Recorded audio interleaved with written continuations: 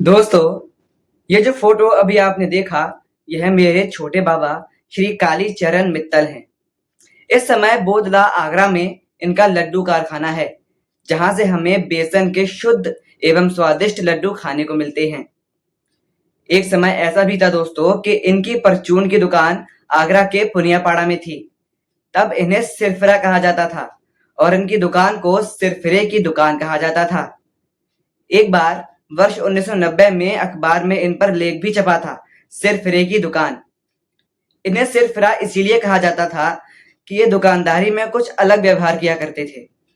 ये बच्चों से खोटे सिक्के लेकर भी सामान दे दिया करते थे, ग्राहकों से कटे फटे नोट भी ले लिया करते थे, फिर उन नोटों को बट्टे पर देकर आते थे। मेरे छोटे बाबा अपनी दुकान पर बीड़ी, सिगरेट और गुटखा नहीं बेचते थे।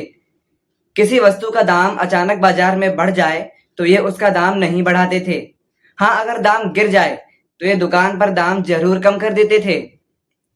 तो ऐसे दुकानदार को सिरफिरा तो कहा ही जाना चाहिए था। चलिए दोस्तों, यह तो श्री कालीचरण जी का छोटा सा परिचय हुआ। मैं आपको इनकी दो बातें और बताता हूं जो इन्होंने मुझे बताई हैं और मैंने इनसे समझी हैं। बाबा जी की पहली बात है असली भूख और नकली भूख, और दूसरी बात है मन का भोजन। दोस्तों, मैं यहाँ दूसरी बात के बारे में पहले चर्चा करूंगा। मेरा एक वीडियो आपने देखा होगा, मीठे ठग। मैं डिस्क्रिप्शन में इसका लिंक दे रहा हूं, इसे आप जरूर देखिए।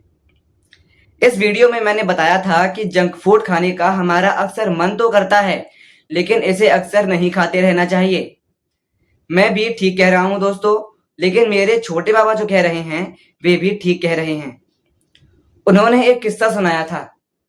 उनके मुनीम जी एक बार इतने बीमार हुए कि उन्हें खाने पीने का बहुत परहेज करना पड़ा। नौबत यहां तक आ गई कि उन्हें कुछ भी हजम नहीं हो रहा था। तब कालीचरण जी ने उनसे पूछा कि तुम्हारा क्या खाने का मन है। मुनीम जी ने कहा कि मेरा मन तो गोलगप्पे और भल्ला खाने का है। बाबा जी ने उन्हें वही लाकर दे दिया। मुनीम जी ने पूरे मन से उसे खाया। कमाल की बात यह रही कि मुनीम जी को वह हजम भी हो गया और उसी दिन से वह स्वस्थ भी होते गए। तो बाबा जी का कहना है दोस्तों कि जब किसी चीज को खाने पीने के लिए हमारा इतना मन करे कि हमसे रहा ना जाए, तो उसे जरूर खाना पीना चाहिए, खासकर तब जब आपका परहेज बहुत लंबा हो जाए। इस तरह का मन का भोजन आपके मन का असली मीत है। वह मित्र की तरह आपका हित करेगा, नुकसान नहीं करेगा। दोस्तों, मैं समझता हूं कि आप बात को ठीक से समझ गए होंगे। अब मैं आता हूं छोटे बाबा जी की दूसरी बात पर, नहीं, पहली बात पर, यानी असली भूख और नकली भूख पर।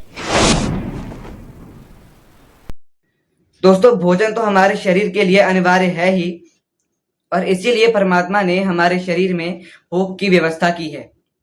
लेकिन छोटे बाबा जी का कहना है कि हमें असली भूख और नकली भूख की जानकारी भी होनी चाहिए।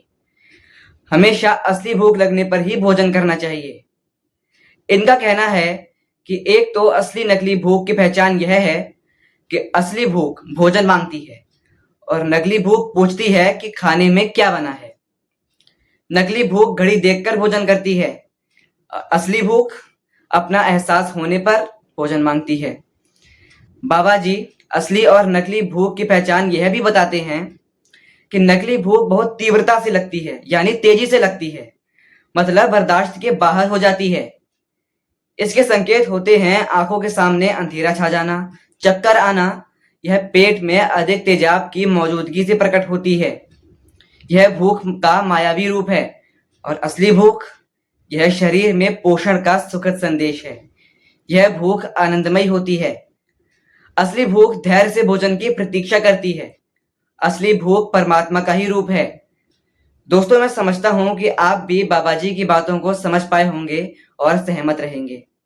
प्लीज मेरे यानी चाणक्य के चैनल को सब्सक्राइब करें और वीडियो को लाइक व शेयर करें। Thank you.